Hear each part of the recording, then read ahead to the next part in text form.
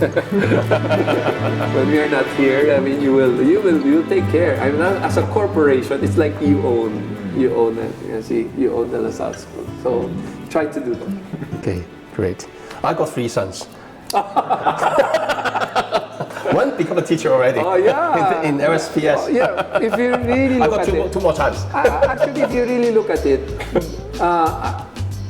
when they become teachers, that's already one step closer. Yeah, one step closer. But also, it's also a contribution already. I mean, because we're into education. LaSalle is education. Yeah. We love them when they become teachers. You know why? Because in Hong Kong, to be a teacher seems to be not as grand as seems to be only as the doctor and like that, right?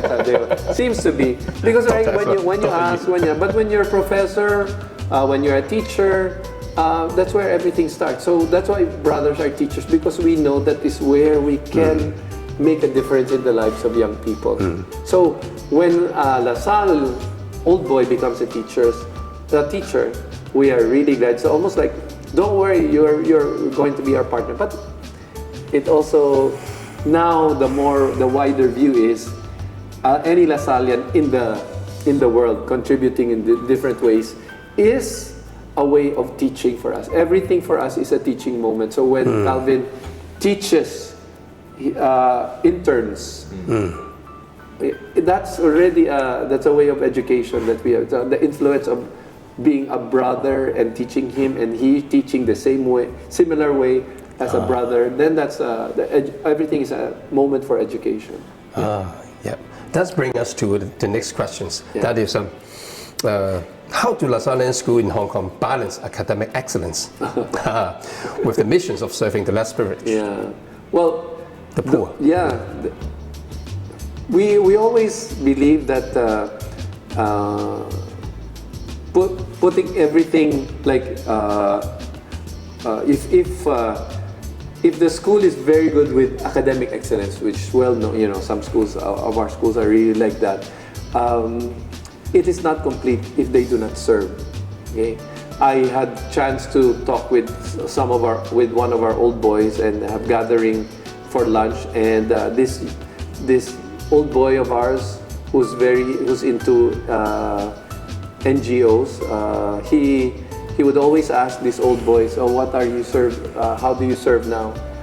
It's almost like a brother asking, "Okay, I taught you, so what are you doing now? How are you serving the poor?" So to be a LaSallian is to be one who thinks about how can I make use of what I have to serve others. It may be difficult for some who have difficulty with money or with relationships, but we always try to make it a point that service is a key element of what it means to be LaSallian. Now, there are some kids who may not be academically good also, or some kids who are not not have even enough money to serve. It's also it doesn't prevent anyone from serving, from thinking about how do I make people's lives better? How do I make how can I serve in the community, and how can I serve in the people around me, whether just family, okay, or even just relatives. So I think it's important that a key element of a LaSallian school is service, and that is why I'm glad that our schools are looking into that. Many of our schools, all our schools are working to the point where we say that a graduate of our school is one who loves to serve, who will serve. Yeah, that is very important. Yeah, very important. Yeah. So the key is service. Yeah, the key is service. Expression. There should be an expression. First, it could be an expression of gratitude for what you have received. But if it's just an expression of your gratitude, it might not be complete, because it's actually an expression of being LaSallian and being a human person, that you go out and serve. Talking about human person, nowadays AI becomes so popular, and well, sometimes I'm a bit confused. How would education become with the AI coming? And how would our Sallean family or our Sallean school respond to that? Yeah.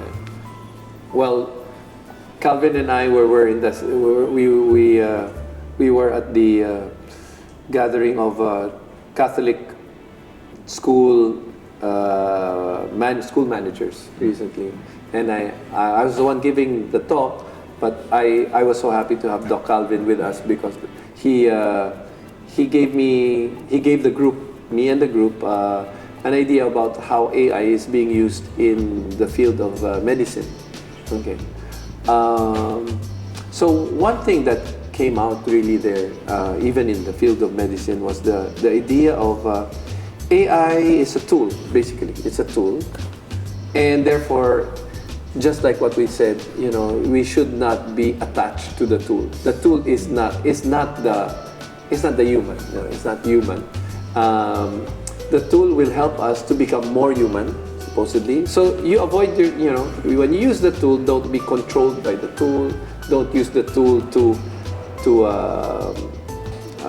oppress others, okay, or to take advantage of others. And then once we have that, but the tool is supposed to help us make things more efficient, much better. Therefore, also for what purpose? Because we want to have more time to be human. And we have more time to be human to others. So what does that mean? Like what your example, Calvin, maybe it was very nice. I could say it myself because I remember it, but I'd rather that you say it because so that you can be part of our discussion. Yeah, you talk about how the doctors have changed the way they do consultation. Yeah. So it's actually more than a gathering. It's actually a training section for the IMC managers. Oh yes, that's right. So Brother Dennis was the tutor. Yeah. Was the teacher. Was the for that section for the IMC managers of the Catholic schools. So I'm now serving in another Catholic school. So in that section, actually, well, first of all, before I mentioned about healthcare, I would say Brother Dennis gave an excellent talk. I really like the presentation and how you connect AI with the basic of humanity and the virtue of education, which is very important. Have the human touch. Now in healthcare, I think it's a little bit similar. In the past, maybe 30 years ago, when you go see a doctor, the doctor will pay attention, just face to face, and then put a pen and pencil, and then pen and paper, and then write down the medical notes and consultation. But of course, script. That's notorious for doctors writing. Now fast forward 10 years ago or 20 years ago, and then now switch to computer. Yes. Now when you see a doctor in consultation, be it in a public hospital or in private clinics nowadays as well, I won't say all, but most of the doctors, they just face a computer, typing, and then you talk to them and then typing, and probably their eyes have to focus at the screen. Yeah, so like this. I know that. Right? Yeah, and then they look at that. Okay. Yeah. What's up? Okay. I know that. Okay. And then sometimes when the patient say, okay, I have something here, just wait, I finish typing first, and I will look at you. Now, because this is something, we have to balance between the documentation.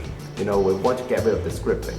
Now, but with AI, something's different. It's like an assistant to within plain words. So the AI now, for example, can help to capture the conversation with the doctor and the patient, and then there will be the scribe, like a scribe. And then they can, in the end, transcribe everything into a medical report format, just like what we're doing in this interview.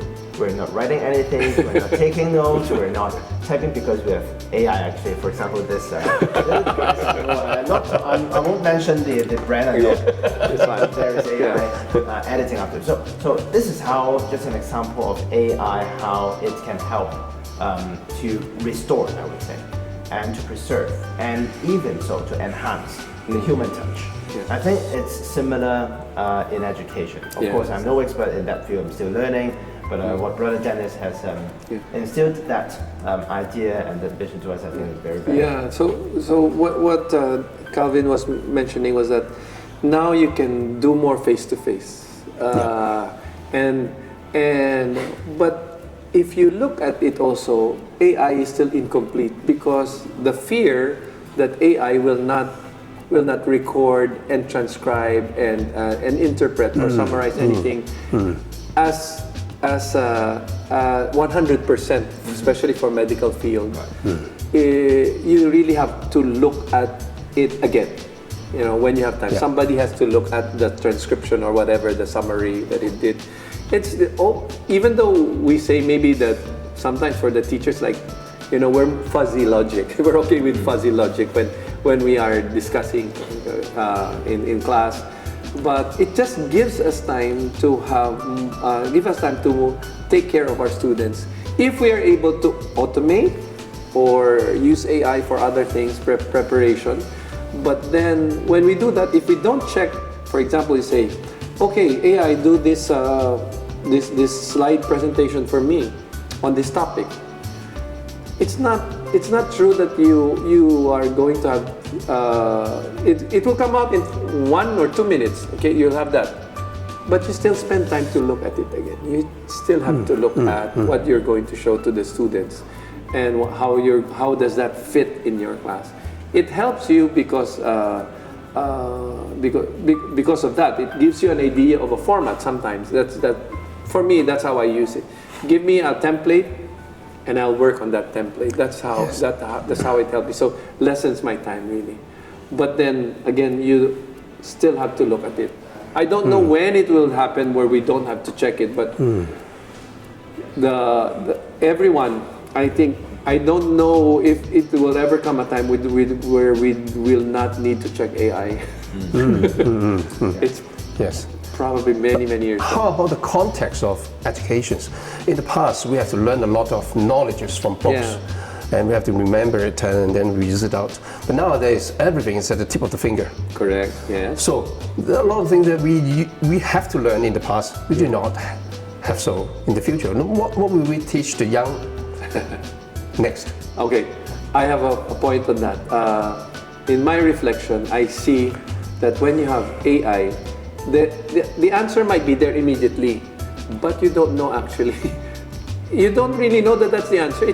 That's what the computer gives you, but it may be correct. That means it will come out there, but you will forget about it because it was never part of you. So we need to teach students to say, AI might come out with an essay for you, but if you don't understand what essay was produced, you've not learned anything. So we still have to let them read through it, talk to it in some way, engage AI to say, this is how I want it. Oh, so this word is so much better. Okay, I feel connected to this kind of word, like a special word that describes your feeling.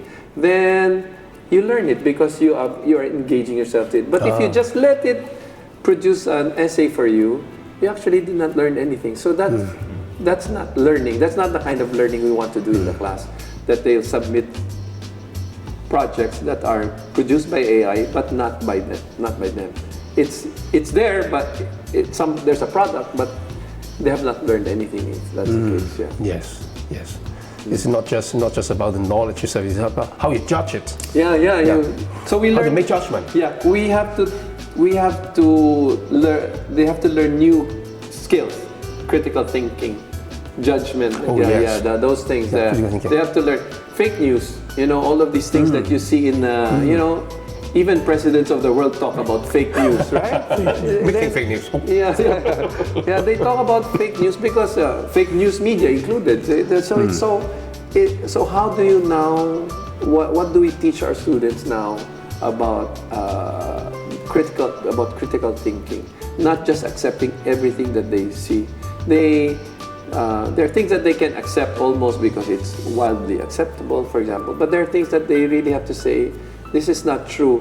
I have to look for another source to tell me whether this is true. And if they are impatient or they are easily led by someone, that's fearful. I mean, so as teachers, we have to tell them about this. That is a real challenge because the traditional way of education is exam focused, not encouraging critical thinking, Yeah, maybe. that's Yes. right, Well, yeah. that is a real challenge that today's education, or especially the Sallean education, have to face. That's So what do true. you think about creating critical thinking among students? Well, yeah. Even with the exams that they have, I mean, if you are going to take these exams, then exams like this should focus not on memory but on critical thinking. You should be tested for critical thinking rather than. So there is a need to change the exam. Maybe it has to be different years from now, because with AI, I mean, when they go to work, when they go to university, these are not anymore the kind of questions that will be asked in university. So why are you testing them with this way? So exams assessment therefore should change with the AI. So DSE or whatever national exam you might have will have to change in the future. That would be a real challenge for teachers. Yes, I think it's not only in the Sallean education, but I think that's the whole world actually. Yeah, the whole world, yeah. With AI, and even before AI with computer, there will be a database, a lot of information is there. In the past, the education have always around memory is very important for traditional learning system, education systems, and even so in medical school as well. In the past, it's very important to remember or to memorize all these thick So books how is it? and physiology, biochemistry, and etc. But when I went to medical school in the year 2002, I graduated in 2001, and so it actually has a change in the system already. So they kind of focus it called a problem-based learning. So we have to face a clinical paper case scenario, a patient of so and so forth, and with some problems, and then we have to learn to ask questions, and then we can go back and then look up at the internet. Back then there's no AI to look, and then when we go to the library, it's not really taking out the thick books, to memorize or to photocopy, but it's actually to do some research. So it's a skill actually. It affects me a lot actually. Now as a doctor, I think critical thinking and problem solving skills not only applies to doctors but also to the secondary school and even actually primary schools, especially with AI. AI actually, in my opinion, accelerates everything. So we have to be in the make sure that we're at the top of the wave of this whole AI revolution. Correct. Yeah. I agree with you. Problem-based learning is the what we did in the school where I came from. We moved into that. Students, you give them situations, real life situations. Sometimes even to the point where you bring them to a local community, and then they look at the problem and they use their knowledge from the school, whatever courses or subjects they're taking, to help come up with a solution.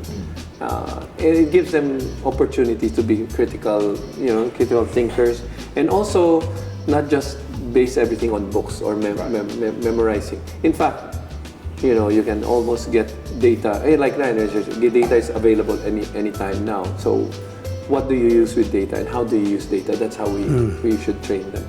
Yes, and just a minor thing to add as well. I think AI is actually kind of democratizes education in some sense. There are less physical boundaries nowadays, and even no physical boundaries, and there is no restriction of access to information with AI.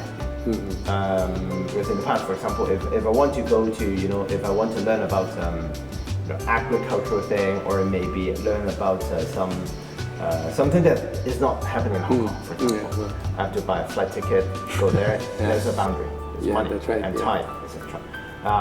And you have to know people and have connection. But now with AI, actually, it kind of democratizes education, in my opinion. So I hope, of course, under your vision, this is something I think Brother Dennis can instill this vision in our education system, especially in Hong Kong. Is very famous for reciting things, take exams. Without understanding, to be honest, the implication or the application of why, for example, I need to recite this and that. Correct. Yeah, I see that in our driving test. You just You just have to follow. Yes, the check shoulder. Yeah, 1, 2, 3, like the S. You have to follow that exactly because that's what. But when you're finished with that, I mean, why did I do this? They don't really explain. Just follow that because I need to go to the next one, and your driving instructor will. They don't really explain. They just. Okay, just do this and don't go beyond it. just within that. Exactly. Because of the exam. But after that, of course, it's so maybe I feel that we should like what you did democratizing. You're talking about democratizing education. In fact, it does do that because you don't have to be a programmer to program now. You just write what kind of app you want to do, write it, and if you have the access, it can create the program for you. Vibe coding. Yeah, vibe coding. You just do vibe coding and then it comes out. Yeah. So interesting development.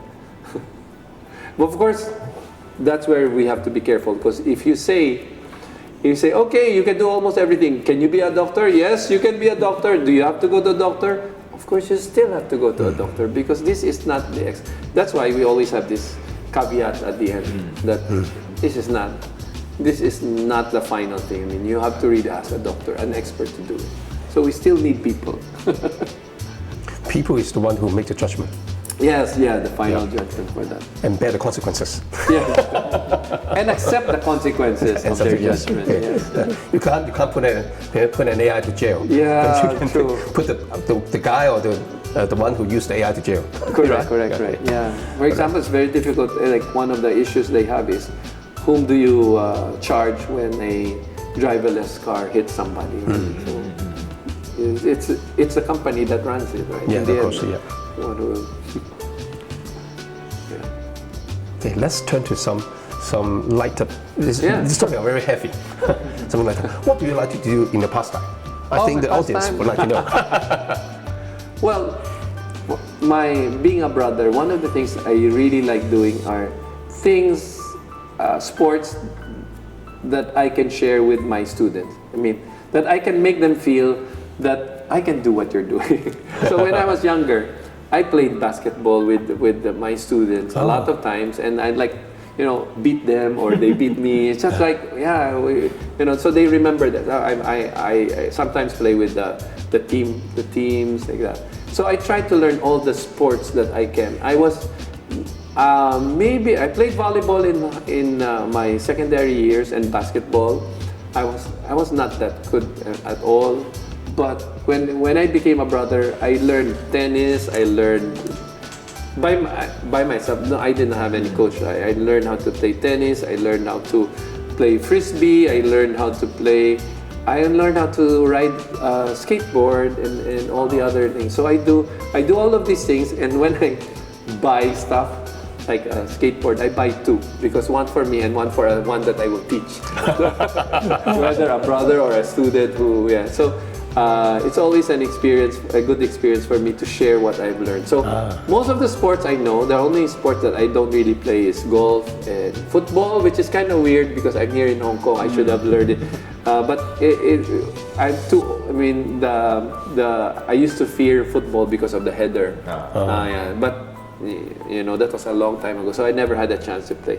Then maybe baseball, I probably won't be. I know how to probably bat. I understand how it works. But those Western games are the only ones I don't play. The rest I know how to play. So more recently, I played pickleball, and it gives me an idea of. So I don't know. I'm not super extrovert, but when it comes to playing and going and finding ways open play, I can go open play almost anywhere and just play with anybody who's in the court. So again, I like doing that.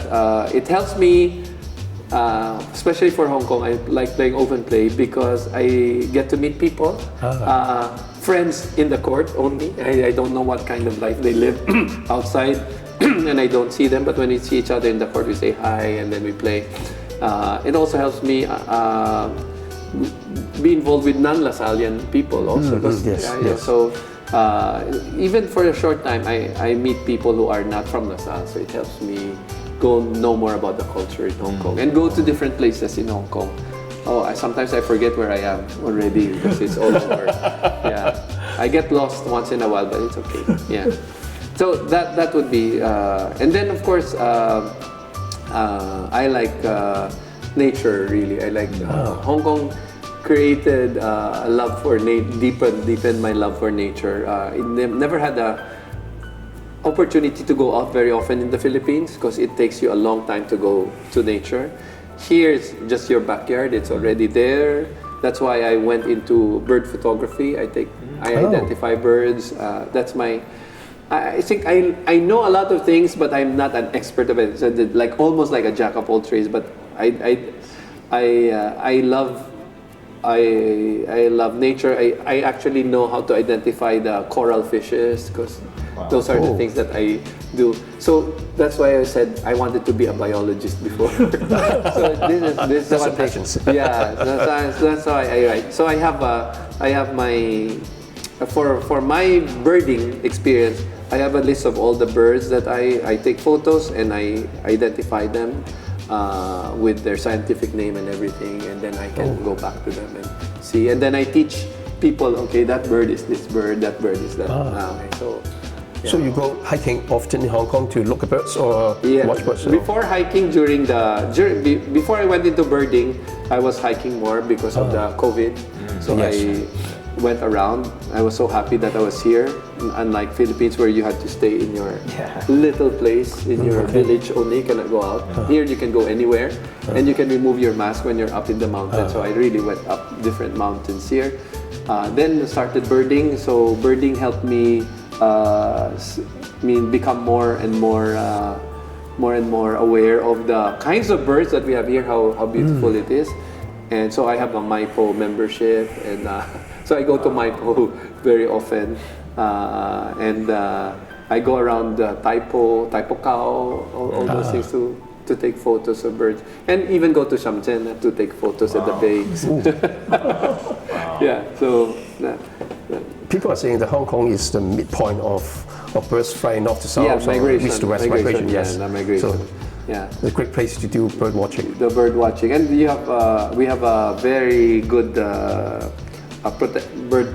World Wildlife, the WWF is helping out. Yes. The local government also, it's all. So the MyPo Reserve is really great. A nice place to go to. Yeah, Emperor Dennis has been to a lot of places that maybe some of the Hong Kong people haven't been there. Sometimes I have to describe to them. Yes. I understand. You know why? I understand why Hong Kong people do not know some parts of the school of Hong Kong. It's because when there's a break, they go out of Hong Kong to other places. They know more places outside than me, but here I almost like I can go like I know. Like there's a new cafe in Looking. There's new cafe. How to go up. Where is the best sunset for that's outside the usual tourist. So for me, when I have guests here from the Philippines, I tell them I can bring you to places where no tourists go because you can go when you come here and you're not with me. You can go the usual tourist way. So we would go the non-tourist way. So it's interesting that they find, oh my God, I didn't know Hong Kong was like this. Yeah.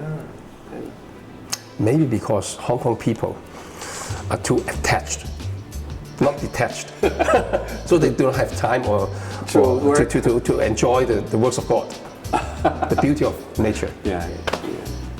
Would it be a good idea for the Sallean family to organize some sort of hiking or bird watching? You know what?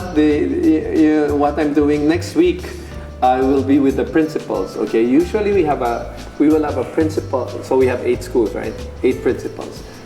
We will have a retreat. So retreat, okay, right? Retreat. Yes. It's a retreat, so we have to be prayerful, quiet. So where will you hold a retreat, for example? You will hold a retreat in the retreat house, near the church or in school. No, we're not going. We're going to Mawana. I'm going to bring them to one because many of them actually have not been to Mawan. Okay, because principal's work is not easy. Right. So, but Mawan has a new place like to see all those new things that they fixed in that area. So we will go there, part of it. But actually, what I'm going to do is that's not retreat, that's tourism. So we go there. But actually, part of it is we will stop by the beach to sit down. By the beach, some of them probably, oh, there's actually a beach and a restaurant here. Yeah, there's a beach and a restaurant in Mawan.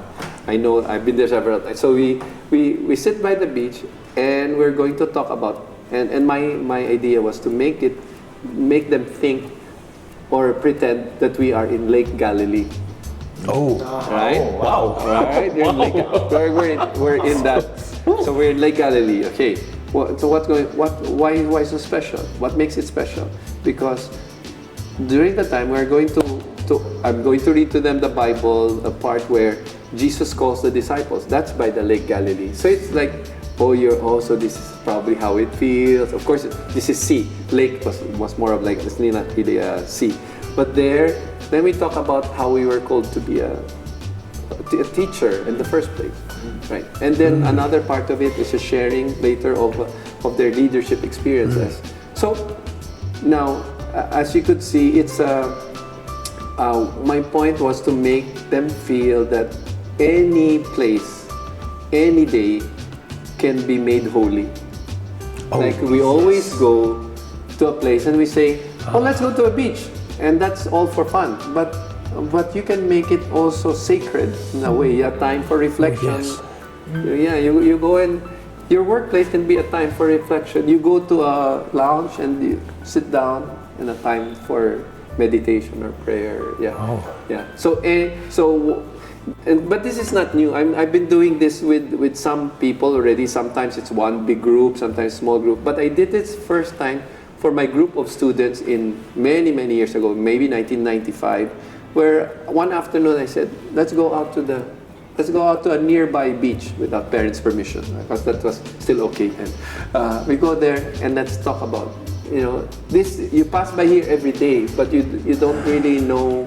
We don't make it sacred enough by saying that we can encounter God here. Yeah, so you encounter God in that different place. That is a very important message. Can make anywhere sacred You can make if you want to. Yeah. You pay attention to that. Yes. Well, every time I talk to, I have a chat with Brother Dennis, I learn something.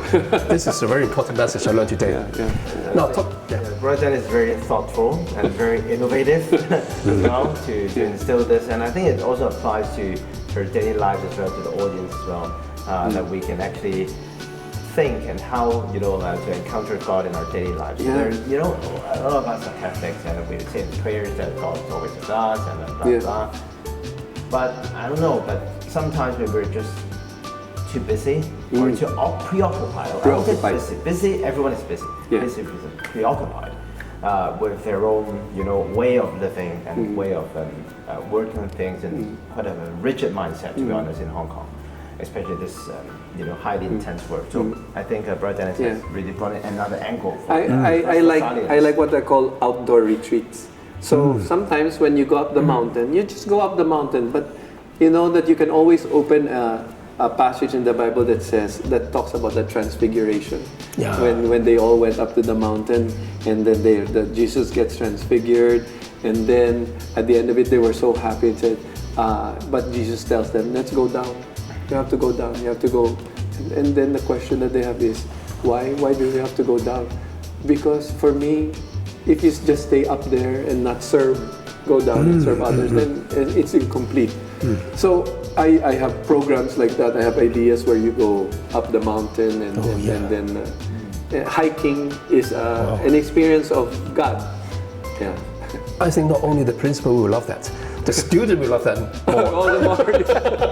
Yes. And also the Salleans at large as well. For example, Dr. Robert actually has been very active in the Catholic community, especially doctors and also education as well. And I think this kind of concept maybe had already in existence with the Catholic and Christian doctors or the community. I think with this, I think we can even elaborate more as well. Now, this video will go to the general public. Do you have a message for the general audience? General audience. Well, I think the most important thing we should really look at would be, as Catholics, and as Catholic educators. I think that, because it could be anybody who can speak to them today, but as a Catholic leader and a Catholic teacher, what I would like to impress upon our viewers is that the Catholic life is not just about going to church. Yes. Not just about going to church on a week, on a Sunday, or every day. It's more than just praying there. It's really about expressing your love to God, your love for God, by expressing it, your love, genuine love for those people around you, especially the poor. And that is what Saint Salle was also impressing on us as our founder, that the young people during his time that he helped was a way of expressing his baptismal vow. All of us, we have baptismal vows to be, but you express your vow and your love for God by serving others. That completes the cycle, because when you serve, God is being served at the same time. You know, to know God, to love God, and to serve Him. You know? So these are the we know we are in school. No, we love, but how do you really love God? You love God by serving others. So this almost like the three vows that you're talking about. Yeah. So I really hope that our listeners today, or the viewers, will be able to see that there is more to life than just yourself. Definitely, you do take care. You have to. There has to be self-love, definitely, because if you cannot love yourself, why? What can you know? How can you love others? But loving oneself is not the end of it. Loving others, showing love, and showing service. Showing love through service is a way for you to express your humanity. And I am very happy that when old boys, our alumni, choose to make use of their gifts to serve other people, not just family, Sometimes because there will be people outside who may not have family, who may not have all the resources, and they need help more than others. Thank you. Thank you so brother. much. No, I think it's about what we want to talk about today, and see whether we find any more. We all enjoyed, of course, the Thank you for your presence also, brother. And I think everyone who watched this video would be probably very interested in knowing Brother Dennis more. So I would put an ad here. So actually, Brother Dennis is very active in the Sallean community. We have a lot of gatherings and events, especially those happening. For example, in the Sallean Youth Center as well. It's a very nice place. I think maybe some of you haven't been there. I've been there quite a good number of times, and we're also doing actively, as mentioned at the start of the video, that we're doing the mural painting. There's a wall there of around maybe 30 meters. 30 meters. We're actually painting the story of the Sallean brothers coming to Hong Kong and how to start school and then their different schools establishment. Also, there's a project actually being initiated by Brother Dennis, and then because of the 150th anniversary as well, that we are able to gather students, teachers, and alumni from 8 schools. And when you have time, I invite all of you to go there and maybe probably say hello to Brother Dennis here around, time there, and look at the beautiful picture and then do a selfie. And also, I'd like to thank the old boys. They've been helping us out in our project for the domestic workers. It's something that may not be a big thing yet, but we do help about 30 to 40 young. Not everyone is young, but some of them are old enough. But the domestic workers, helpers, they call them helpers. The house helps.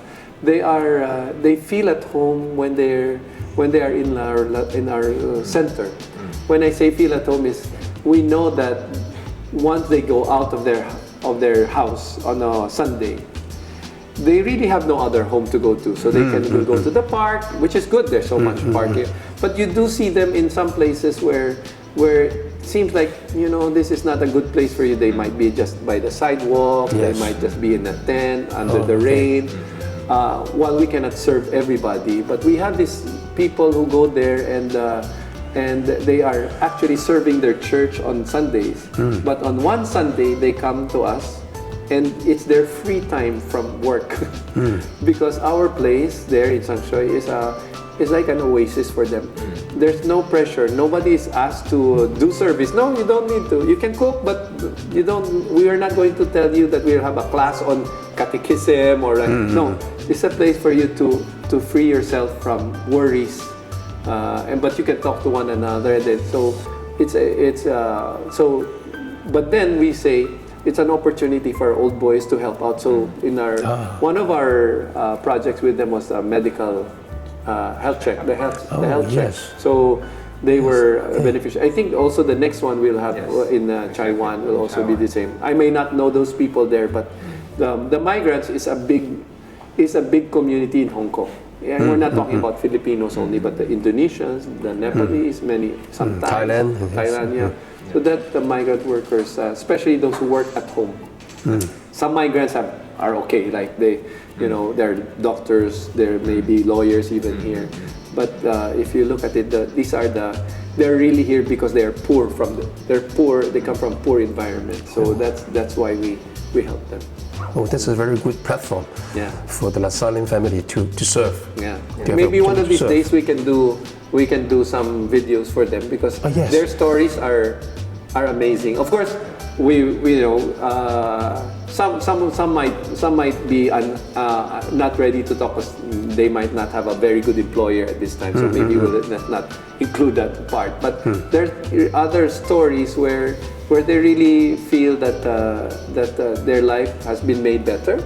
Second is how they deal with difficulties with employers. Yeah, it's part of life. I mean, anybody who's employed can have difficulties.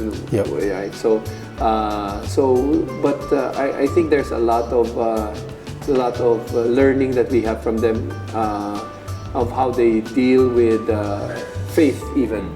Yes. Faith, their faith life as they're away from their family. So it's hopefully we can work on that because we never, and then in the future we'll have our old boys get involved with some projects that deal with that. In fact, I almost would like to offer to the old boys, if you have any domestic workers in your house, bring them every second Sunday, if they're Catholics, to Sangshoy. Let them go there, and we will make sure that they will have the Sallean spirit in. So even in our prayers there, we pray to Saint John Baptist, and they know the live Jesus in our hearts, and they pray with us. Yeah. Okay. Well, it's very fruitful today. Yeah. Well, many new directions and things going on, platforms. Yeah. Okay. Thank you. Thank you so much. Thank you. Yo, Thanks a lot. Thanks a lot. And here.